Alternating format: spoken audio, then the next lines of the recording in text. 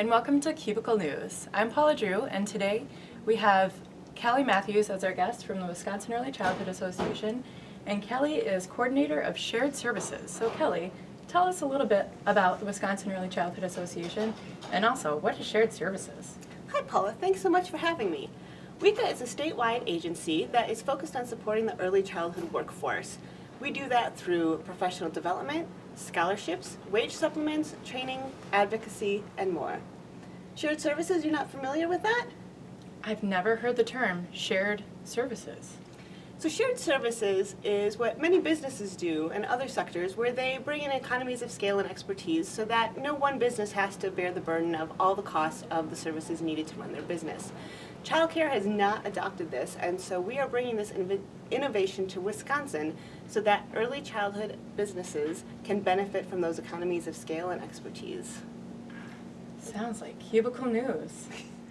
So Kelly, you're here to tell us about the project you're about to start up in Milwaukee. What do we need to know?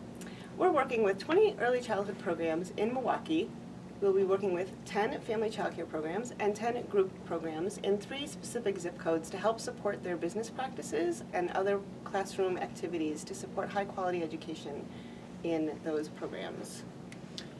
So what 3 zip codes and why did you choose them? We'll be working with the zip codes, programs are in zip codes 53206, 53201, and 53218. We know that there are a large number of children in Milwaukee who receive subsidy payments to help support their child care payments. In Milwaukee, or in Wisconsin, it's called shares. 60% of children who receive support through shares live in Milwaukee, so we know that we'll be impacting a large number of children by working in these zip codes. Some of these zip codes are indicators of well-being and health, and so in the zip code 53206, it is actually the highest incarceration rate in all of North America. So we know that early childhood makes a huge difference in impacting children's well-being for the long run, and we want to do right by these kids.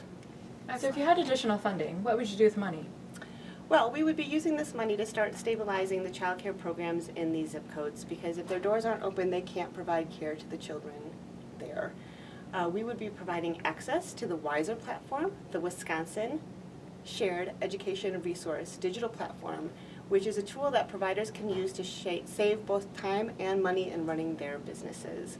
By giving programs access to the WISER digital platform, along with coaching, we can help keep the doors open and keep care in those communities where it's needed most. Sounds innovative. What about this program is a game changer? So we know that 40% of childcare workers are on public assistance, and the average wage is $10 an hour.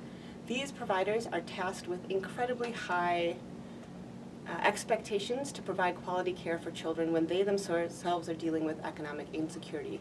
Through these time and wage saving tools like the WISER platform, we can start funneling money into compensation to help keep providers in this work.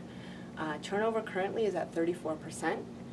Those relationships, when they are destroyed in early childhood, make a huge impact on families and children, and so by keeping educators in this work for the long haul, we make a day-to-day difference in children's lives. The children in these zip codes have the most to gain by getting it right and the most to lose when we get it wrong. So help us fund an infrastructure for getting it right for these children. Thanks.